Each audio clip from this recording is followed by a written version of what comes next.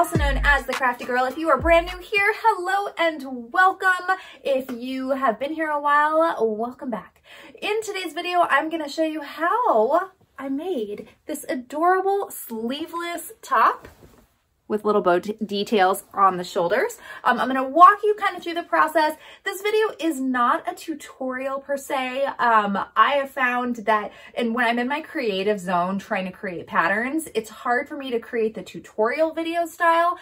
So what I've been trying to do, because many of you have asked for it, is just show you behind the curtain, show you what's happening up here in my brain, how I'm creating the items that I'm creating. So that's what this video is going to be today. I'm kind of going to show you a mix of what I did, and I am going to tell you how I made it, you know, what the process was involved there, but I'm not going to go into details with how to crochet, finish, and end, or those type of details. It's really just going to be, this is how I made this is where my brain was, and taking you along for the journey. If you like this type of content, don't forget to like and subscribe. You can also join the Girl Gang, which is our membership here on YouTube, to get early access to videos and full tutorials, as well as some free downloadables. We'd love to have you as part of our Girl Gang. Also, you know, if you want to say thanks in other ways, we do have a super thanks button down below, and you know, you could buy me a cup of coffee. That'd be awesome. Although I always say coffee and then I say, oh, actually it would be chai, because I'm definitely more of a chai girl. And that's a big debate in this house, because my hubs is a huge coffee person and my brother is like a coffee aficionado. So which do you prefer, tea or coffee? Let us know down in the comments.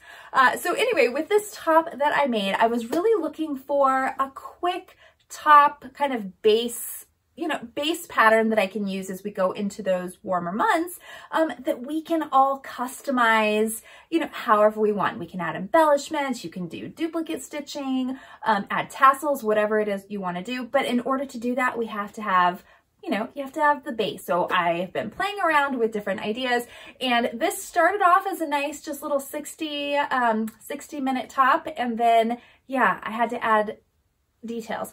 So I'm going to show you in the video, but I can move my hair out of the way. So what I ended up doing at the shoulders is I made a couple of bows. So I have, and I'm not a big show off all my skin kind of gal. So I would probably wear this, oh my gosh, my hair is out of control, sorry. So I would probably wear this as a vest unless it was summer and I was dying of heat.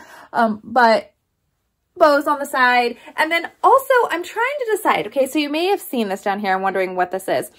So I got these really adorable labels when I was in Dublin, and they say me made, and they kind of give like the definition of making something yourself. And I thought it would be really cute to stitch it to the front. I don't want a label touching my skin, so I'm not going to put it on there. And I also have my own brand labels, but that's more of like if I'm selling something, which I don't sell a lot of things. I would rather make content. So anyway, I'm contemplating putting this here in the front, so then I can show off that I made my own top, because I think it's a pretty cool thing that we can make our own clothing, get connected to the fibers and to our bodies. And I think that's a big piece, right? Like if you're making your own clothes, you're more connected with what fits you, you can adjust it as necessary, and I just think it's like so empowering. So anyway, without further ado, get rearranged here, let's go ahead and take a look at my process for making this top from beginning to end. Let's go.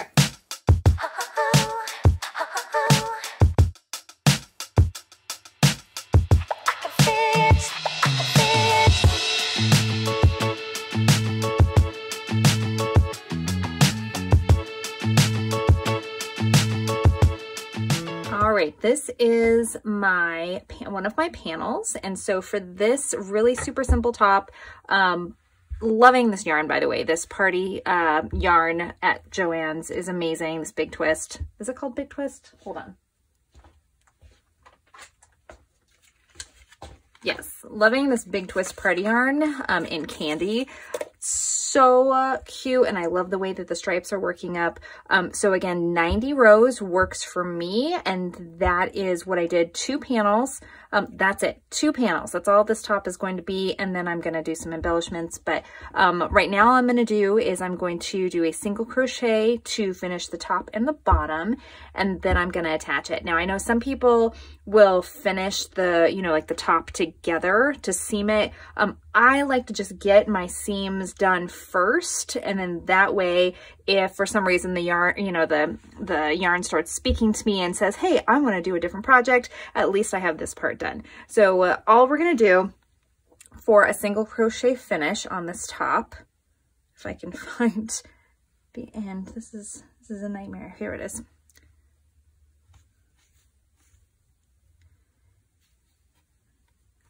Okay, grab my center pole here. Doesn't really matter which side we start on, so we'll just go with this side. All right, now actually, let's do this side because the problem is my waste yarn is a similar color to what's in this colorway, and yeah, that makes it a little problematic. However, this side I used a ravel cord. I used just a contrasting red, so it makes it a little bit easier to see. So all I'm gonna do is I'm just gonna take a piece, and if you left your ends long enough, you could just use this to finish. I always forget to leave it long, and it's not the end of the world. So we're gonna start over here on the right. I'm gonna give this a little bit of a tug with the working yarn. And then I'm gonna pick up, let's see, which am I gonna pick up? The yarn's through there.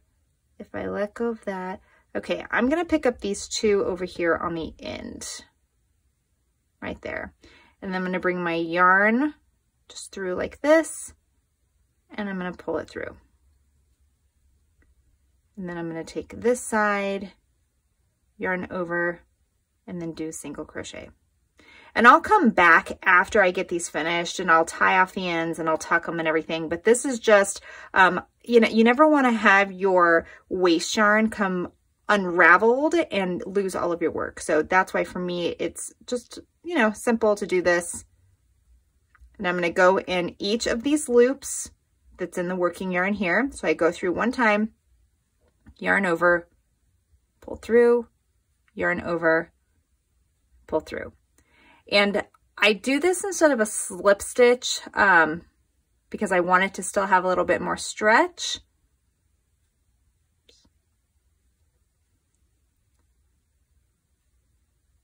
So see, yarn over, and it goes by pretty quickly.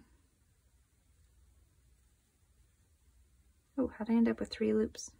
Nope, just different colors.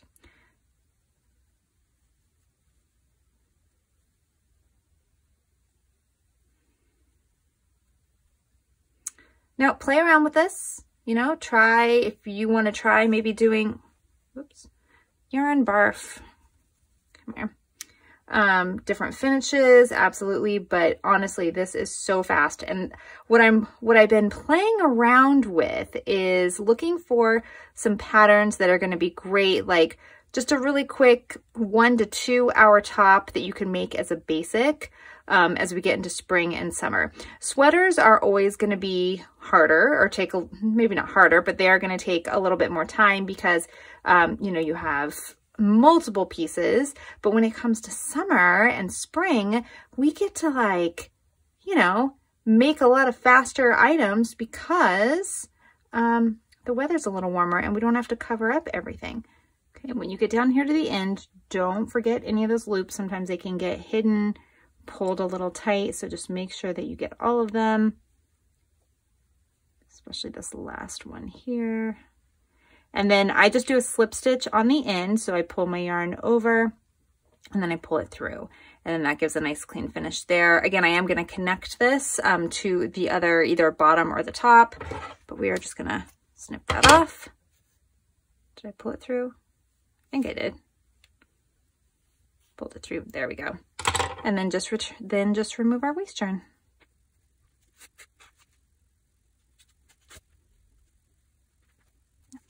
Okay, So here is our nice finish here. It's still gonna roll a little bit, but we can work on that. And that is what it looks like.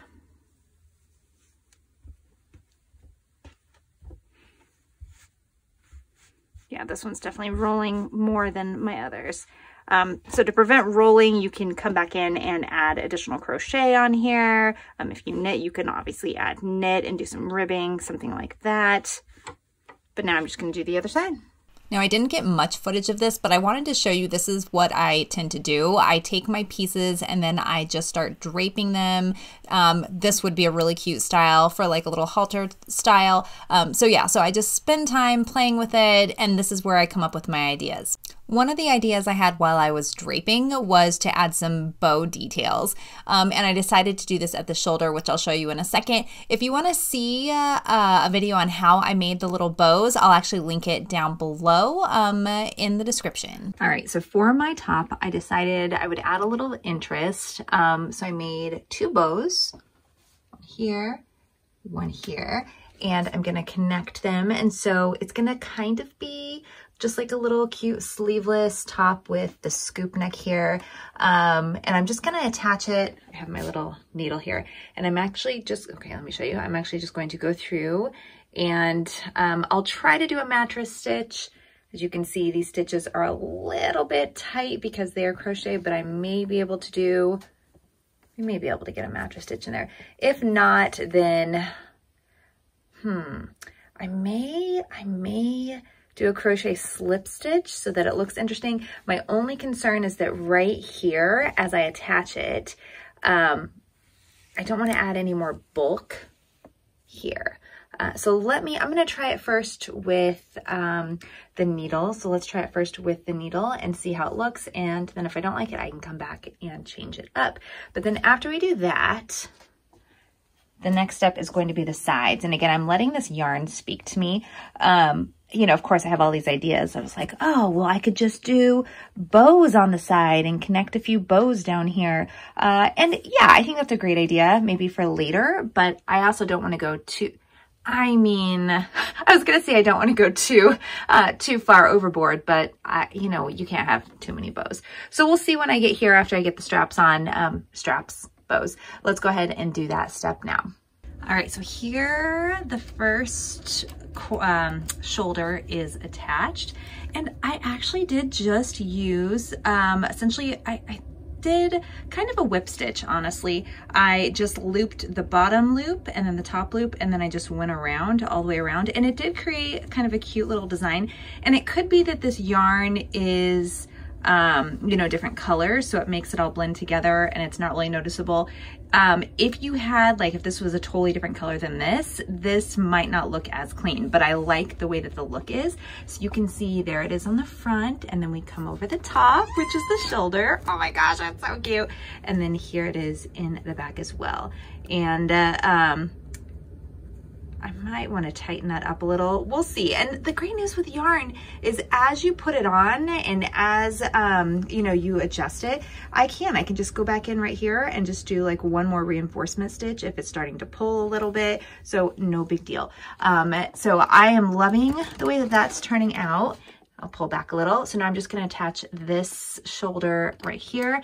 And yeah, they have a little bit of height because of this. I might recommend, it just depends on what you're comfortable with, but if, let's say, you don't like to have this, like if you have really sensitive shoulders and this might be annoying to you, you can actually do this a little bit differently. You can make different type bows that are more flat, but I like the way this looks, and it's gonna, if I wear it under a sweater, it's gonna give me kind of a shoulder pad effect, which, you know, I'm not mad at. So anyway, this is a really quick project, but I'm really drawing it out because I'm letting, as I've said before, I'm letting the yarn speak to me. What does she want to transform into? And as I'm sitting here, so I'm doing my day job. I promise. It's over there, but I'm not going to show you because it's sensitive information. Well, sensitive information. I'm just rambling. It's what I do. But I'm sitting here and I keep looking over and I'm like, oh, but what if I went through and I just put like little mini bows all over the front of it? I'm like, okay, this is getting a little intense. All right, so I'm gonna add this shoulder right here and then decide what I'm gonna do for the sides. All right, and I wanna give a huge shout out to SueAnna597. Thank you so much for the tip about adding yarn or cording for mattress stitches. So I actually added cording to both sides to help make the mattress stitch process faster, as well as to, you know, keep it from twisting. So it was a really great tip, and I wanted to say a huge shout out. Thank you so much. I'm always learning. I'm hoping that you're learning from me, but I am certainly always learning from all of you. So thank you so much. I will absolutely continue to use that tip as I move forward. So I just did a mattress stitch on both sides and then just made sure that they were the same size, and then tied off, and then hid and tied off my yarn tails. And here we have our final top with everything, all of my little details done, all of my yarn tails tucked. So let me just share with you all the different things that I did. So I had mentioned before that I was looking for like a 60-minute just base layer to be able to customize as we move into the warmer months. And technically, you know, we could do that. We could just leave the 2 panels, so we could have this panel and the panel on the back. Do 2 panels, attach them on the sides and at the shoulders, and done. You're done. You have a top. But then you can get more creative like we did. We added the bows at the top. Think about maybe we could add bows on the side. There's so many things we could do. For the top itself, I ended up coming back through here and doing a slip stitch along the top just to tighten it up a little bit because I didn't want any gaping. Then down here at the bottom, I did finish this. You can kind of see if I let it sit there. It doesn't curl, which is awesome. And that is because I did 3, so these are 3 single crochets I did all the way around. Now I also have this idea that I could make a really thick band. And so make this part right here a lot shorter and then do a band at the bottom. So you could certainly do that. You could also add fringe down here. I mean, how cool would it be to add fringe down here at the very bottom? So then let's take a look here at the sides. So you can see how those look. So those are just a mattress stitch all the way up to here. And then the way the back looks. Now I just threw this on here, so it's looking a little, there we go. Let me adjust it a little bit. And I did have to do a yarn change. Unfortunately, there was a knot in my skein, which I was really sad about. So it's here. It's a little noticeable, but not really. So that is the whole top here. And again, there's so many ways that you can absolutely customize this. Again, up here, I did another row of, I think I did a slip stitch. I did another slip stitch here just to tighten up that neckline because I didn't want it, like I said, to have any gapes there. So this is the final top. Let me know what you think and if you are going to make one. Just as a reminder, I did 2 panels. They were 90 rows each. That's what I did. So for my body, I am 5'4", and my torso is not that long. So I will probably make it a little bit shorter next time, especially because I added these. If I hadn't added the bows here, I think it would have fit my frame pretty well. Also, to customize it for all sizes, you can absolutely adjust it by adding, you know, maybe doing 2 panels on the front and 2 panels on the back. You could even do something like 2 panels on the back and 1 on the front, and then do like a deep V. There's so many ways that you can make your own clothing with the knitting machine.